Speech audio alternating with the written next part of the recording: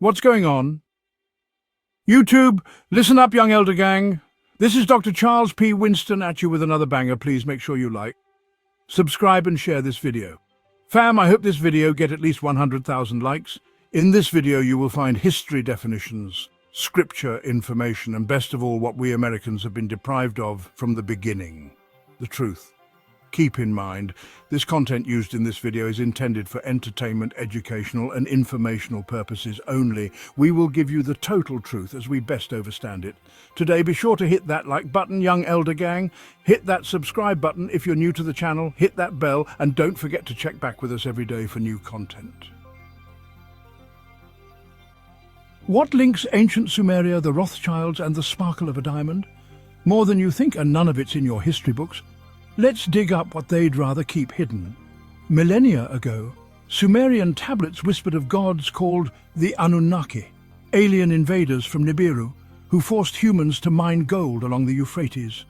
Fast-forward empires rise, cabals form, and the old money never sleeps. In 2003, the first buildings seized in Baghdad, the museum full of Sumerian secrets, the bank handed straight to Rothschild hands, and diamonds controlled by De Beers, gold fixed in London boardrooms, and through war, drugs and oil, secret societies and royal bloodlines keep the world spinning quietly. Africa's riches, Dubai's golden deals, and the shadowy hands of London and New York, always the same names, always off the record. They say history is written by the victors. But the real game? It's played in shadows by those who never lose. Who rules the world? Look past the glitter, follow the gold. All of the ancient mysteries guarded by the Illuminati secret societies played out in Sumerian, along the banks of the Tigris and Euphrates rivers in Mesopotamia, where Sumerian clay tablets say man was forced into agriculture from a Garden of Eden hunter-gatherer existence by Anunnaki invaders from a planet called Nibiru. Today they say this area is known as Iraq, and the occupation of the country had as much to do with concealing history as it did with oil. The very first building US forces secured during their March 2003 invasion was the Iraqi National Museum in Baghdad. The second was the Iraqi National Bank. The latter was handed over to the Rothschilds. The former was looted by the Illuminati of the many Sumerian artifacts it contained. These relics provided valuable tools for new science researchers who had just begun delving into the Sumerian clay tablets and their seemingly finding that Anunnaki space invaders landed here to genetically engineer human slaves to work in their gold mines. During this same period, Dubai, one of the emirates comprising the United Arab Emirates, UAE, became a duty-free port and drug money laundry, serving much the same role as Hong Kong had for the City of London during the Vietnam War. This time the poppies for the crown heroin were being sown in Afghanistan, where Hong Kong had financed crown opium for arms swaps in the Golden Triangle. Dubai serves the City of London smack for weapons trade in the Golden Crescent, an area comprised of parts of Iran, Afghanistan and Pakistan. Golden Crescent opium production eclipsed Golden Triangle production, just as the CIA was manufacturing the Mujahideen in Pakistan. Sharjah, another UAE emirate, has a duty-free airport specializing in covert weapons shipments. The Gulf states of Saudi Arabia, UAE, Qatar, Bahrain, Oman and Kuwait are run by single-family monarchs who have been Muslim Brotherhood crown agents since the 1916 Sykes-Picot Agreement put them in power. 42% of the world's oil is contained within their borders. A year later, the Balfour Declaration sent to Lord Walter Rothschild paved the way for the creation of Israel, which is a Kabbalistic crown agent. Gold is the currency of drug and weapons traffickers, and Dubai is a favorite hub in the global bullion trade.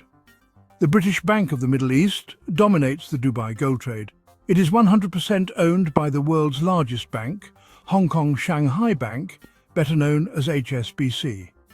Crown agent HSBC monopolizes the Hong Kong gold trade along with Kleinwort Benson, which has close relations with Rio Tinto, a crown company founded on Matheson family opium proceeds. Matheson's heirs are the Keswick and Swire families, which dominate the board of directors at HSBC, Jardine Matheson, P&O Ned Lloyd and Cathay Pacific Airlines. Kleinwert's Sharps Pixley subsidiary is one of 5 firms that until 2007 gathered daily at NM Rothschild and Sons in London to unilaterally fix the price of gold. Another of these gold fixers is Mercator Metals, which is majority owned by Standard Chartered, the bank Cecil Rhodes founded, and where Lord Inchcape sits on the board. Mercator is a favourite conduit for Israeli Mossad financing. Midland Bank subsidiary Samuel Montague is a third London gold fixer. Midland was bought by HSBC in 1999 and is partially owned by the Kuwaiti Al Saba clan. The other 2 gold fixers are Johnson Matthey and NM Rothschild, both of which have interlocking boards with Anglo-American and HSBC. Anglo-American is controlled by South Africa's Oppenheimer family, who also own Engelhart, which enjoys a monopoly in refining the world's gold. It was the mysterious Count of Saint-Germain who first claimed to possess the esoteric knowledge necessary for the transmutation of metals like gold and for removing flaws from diamonds. But we know that's cap, because the ancient Egyptians were already doing it for thousands of years. The Count stayed for a time with William IX of Hesse, whose financial advisor was Meyer Rothschild. The Count may have imparted his secret wisdom upon young Meyer and his House of Hesse employer, who, in partnership, came to control the Kabbalistic Frankfurt Freemason Lodge. Diamonds are important in the laundering of drug money since they are small and easy to transport, yet hold great value. Sir Harry Oppenheimer's De Beers controls 85% of the global wholesale diamond market. De Beers is a subsidiary of Anglo-American, where Sir Harry sits on the board. The current De Beers chairman is Nicky Oppenheimer. De Beers' most valuable diamond mines are in southern Africa. One called Jwaneng, at the edge of the Kalahari Desert in Botswana, may be the most valuable property on Earth. This vein of kimberlite produces diamonds and was only discovered in 1973. De Beers also mines diamonds from platforms off the coast of Namibia. The world's largest store of diamonds sits under De Beers' London headquarters. The company sells rough diamonds 10 times a year in London to 125 hand-picked customers at a take-it-or-leave-it set price. De Beers was indicted in 1994 for price fixing by the US Justice Department, and to this day company officials do not set foot on US soil for fear they may be nabbed by US authorities. Diamond cutting was, until recently, done in only 2 places in the world: Antwerp, Belgium, and Ashkelon, Israel. In Antwerp, the cutting was financed by Banque Bruxelles Lambert, which is controlled by the Lambert family, cousins to the Rothschilds and owners of the scandal-ridden Drexel Burnham Lambert. In Israel, the cutting was financed by Bank Leumi, the biggest finance house in the country, and is controlled by the British Barclays Bank. Sir Harry Oppenheimer also sits on the Barclays board. Recently, Gujarat, India, has become the location of choice for 90% of global diamond cutting due to the cheap labour it affords. Bangkok, Tel Aviv and New York handle the rest. 80% of diamond trading still occurs in Antwerp. De Beers, like gold fixer Standard Chartered, was founded by Cecil Rhodes in South Africa during the 1880 S. Rhodes' last will, and testament created the Royal Institute for International Affairs, which spawned the Council on Foreign Relations as its US Crown agent. The main intent of the will is to establish a trust to and for the establishment and promotion and development of a secret society, the true aim and object whereof shall be the extension of British rule throughout the world and the ultimate recovery of the United States of America as an integral part of the British Empire. Rhodes scholars like Bill Clinton are funded by the Rhodes Trust. The principal trustee for the Rhodes estate is Lord Alfred Milner, who in 1899 provoked the Boer War, through which Britain and Rhodes gained control over South Africa's diamond and gold mines. There, black South Africans toil in one of the world's most dangerous jobs and receive almost nothing for enriching the Oppenheimers and their cronies. The world's 3 biggest mining companies, BHP Billiton, Rio Tinto and Anglo-American, are all controlled by the Crown agent Oppenheimer/Rothschild/RD/Shell mob. In 2010, the first 2 talked of merging. Canada is controlled by the Crown through the Bronfman family and their surrogates. 5 huge Canadian banks and 4 large British banks that dominate the Caribbean Silver Triangle, a drug smuggler's haven in which Belize and the Cayman Islands play key roles. The other Canadian banks are the Bank of Montreal, Royal Bank of Canada, Toronto Dominion Bank and Canadian Imperial Bank of Commerce. The British banks are National Westminster, Barclays Lloyds and Midland Bank. Midland was bought by HSBC and owns 20% of Standard Chartered Bank. These latter 2 banks print Hong Kong's money. Midland's board is loaded with ex-Pentagon officials who specialize in recycling petrodollars into CIA covert operations. The Bank of Nova Scotia is the leading gold dealer in the Caribbean and the leading handler of capital flight out of the Caribbean. It is the banker of Noranda, a huge Canadian mining company that is the second largest dealer of gold in the Caribbean. Gold is the preferred currency of drug traffickers and Bank of Nova Scotia, Jamaican subsidiary. Scotiabank plays a huge role in the Caribbean drug trade. The 200 tons of gold recovered from vaults beneath the World Trade Center in the clean-up effort following the 9/11 terror attacks belong to Bank of Nova Scotia. Royal Bank of Canada has more offshore subsidiaries than any other bank in the world. It bailed out the government of Guyana in 1976 after a CIA coup brought down the socialist government of Chedi Jagan. Royal launched the business career of Venezuela's most powerful Cisneros family, which oversees Rockefeller interests in that country. Royal has a joint venture in the Bahamas with National Westminster called Roy West. Both the Bank of Nova Scotia and Royal Bank of Canada are controlled by Canada's most influential family, the Bronfmans. The Bronfmans control DuPont, which recently spun off Conoco, as well as Seagrams, Vivendi and Eagle Star Insurance. Eagle Star is the Bronfman holding company and is a joint venture with British powerhouses Barclays, Lloyds, Hill Samuel and N.M. Rothschild and Sons. Eagle Star combined with Allianz Versicherung, a German company controlled by the von Thurn and Taxis and Wittelsbach families, to become a global titan in the area of finance. The von Thurn and Taxis, Germany's deposed royal family, funded tradition, family and property, the fascist movement responsible for right-wing death squad genocide throughout South America. Eagle Star is close to British intelligence. 2 current directors, Sir Kenneth Strong and Sir Kenneth Keith, were #1 and #2 at British intelligence during W2. Keith is a director at Bank of Nova Scotia and chairman of Hill Samuel, where HSBC's Sir Philip de Zulueta joins Keith on the board. Keith is an influential member of the Canadian Institute for International Affairs, CIIA, the sister organisation of London's powerful Royal Institute of International Affairs and the US Council on Foreign Relations. The official leader of Canada, by virtue of its Crown affiliation, is Britain's Queen Elizabeth II, whose mandates are carried out by a Governor-General. The Bank of Montreal has interlocking directorates with Seagrams and Hudson Bay Company. Hudson Bay is tight with Lord Inchcape's Peninsula and Orient Navigation Company, P&C, and the Hong Kong Keswick family that controls Jardine Matheson. Ponce's Sir Eric Drake sits on the board at Hudson Bay. He and William Johnston Keswick also sit on the board of BP Amoco. Drake sits on the board of Kleinwort Benson, whose Sharps Pixley subsidiary runs 49% of the Hong Kong gold market. Keswick's son, Henry Neville Lindley Keswick, is a director at HSBC, Jardine Matheson and the Canadian paper giant Macmillan Bladel, which merged with the largest US paper and timber company Weyerhaeuser in 1999.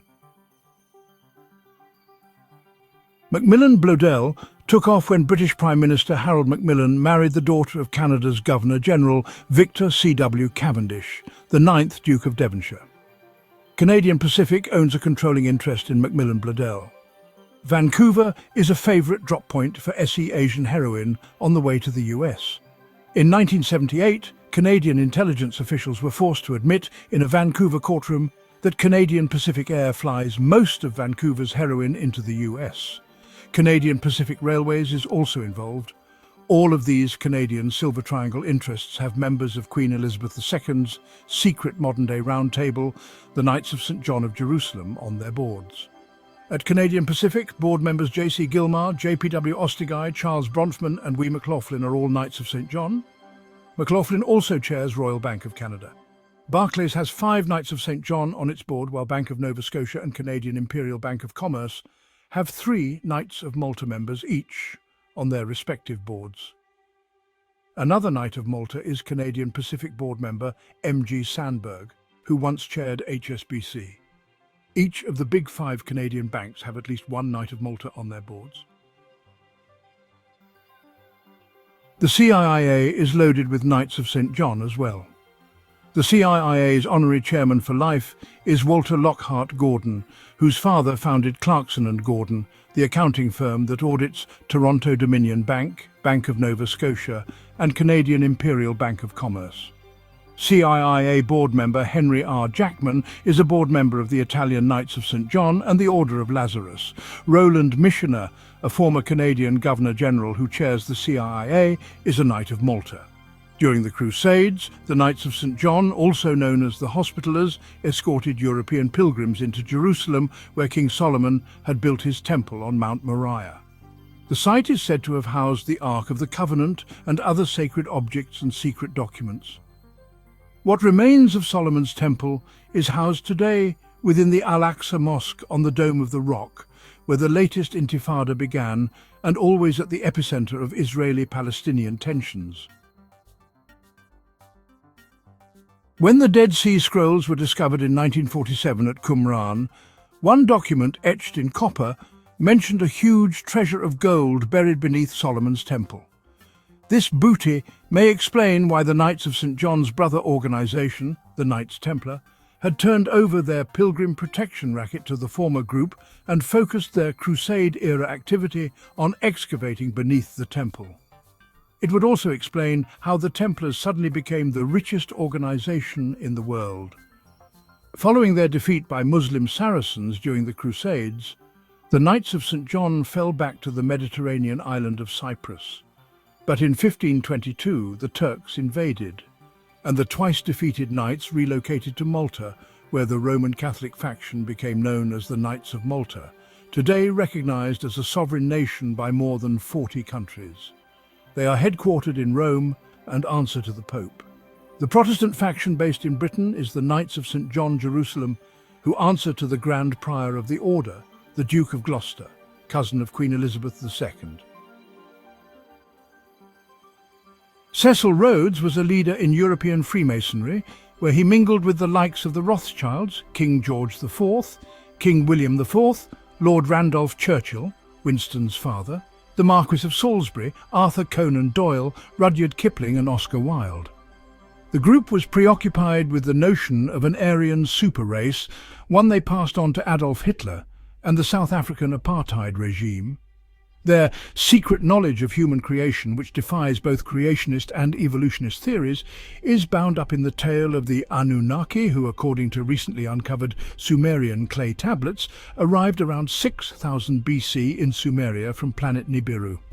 A growing number of researchers led by Zecharia Sitchin say the Anunnaki bred human slaves, known in the Hebrew Bible as Adamu and in English as earthlings, to mine gold, necessary to patch up a hole in Nibiru and Rizq's ozone layer caused by a collision with another planet and an attack on their home planet, Rizq. One Anunnaki leader was named Enki. According to the tablets, the alien gods who created Adam called their Mesopotamian colony Eden. They travelled the world in search of gold, which NASA scientists agree would be the best patch for our own ozone problem. Scientists have discovered mining operations going back as far as 100,000 BC in Africa and South and Central America. The Adamus who left Eden became gold mining slaves, and their worldwide deployment may explain the many holes in evolutionary and anthropological theories of the day. It may also explain phenomena such as the Nazca Lines in Peru and the Great Pyramids of Egypt. Adam and his descendants became slaves to these lords. The biblical Hebrew word avoda, commonly translated as worship, actually means to work. Adam and the biblical characters were not worshipping God, they were working for him as slaves, and God was the Anunnaki invaders. The Sumerian tablets provide an intriguing explanation as to why man settled into agriculture in Mesopotamia from the much easier and more sustainable practice of hunting and gathering. The tablets state simply that the Anunnaki gods made them do it. Cities grew, and the Anunnaki placed one of its god-human hybrids in charge of each new urban centre. These rulers became kings, their dynastic right to rule based on bloodlines to the Anunnaki. The first such king was Cush, who was Noah's grandson and the father of Nimrod. Some researchers believe Yahweh himself was actually Anunnaki Earth Mission Commander Enlil, who was a brutal tyrant. Abraham, who all major religions claim as their patriarch, may have also been an Anunnaki hybrid. The secret knowledge Abraham purveyed serves as the basis for all modern secret societies, from Freemasonry to Kabbalah to the Muslim Brotherhood. Whether true or not, what is important is that the Illuminati elite believe that these special bloodlines give them the God-given right to enslave all earthlings. By the mid-1890s, Freemason Cecil Rhodes launched the Diamond Syndicate, whose successor, Central Selling Organization, still monopolizes the global diamond trade. Rhodes's forays were financed by the Rothschild family. In November 1997, Baron Edmund Rothschild died in Geneva and left in his trust substantial holdings in De Beers. According to former British intelligence officer John Coleman, author of The Committee of 300, Rhodes was principal agent for the Rothschilds who dispossessed the South African Boers of their birthright, the gold and diamonds that lay beneath their soil. In 1888, Cecil Rhodes wrote his third will and left everything to Lord Rothschild. Rhodes, Milner and Rothschild founded the Business Roundtable in London in early 1900, which charted a course for expansion of the British Empire and for Crown control over the global economy.